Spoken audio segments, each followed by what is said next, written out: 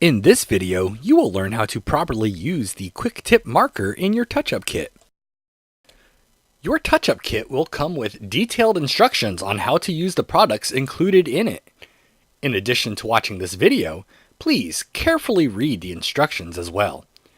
The contents of your touch-up kit may vary slightly depending on whether it is for a stained or painted cabinet. If your kit is for a painted cabinet, it will include a Quik tip marker, and it's important that you know how to properly use this marker in order to achieve good results.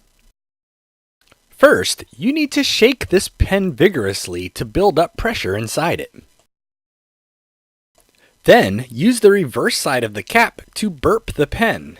You may see air bubbles escape from the pen. This is normal. Burping the pen is extremely critical, or else you will end up with a big mess. Now you can use the marker much as you would a normal pen. Clean up any excess with a cloth.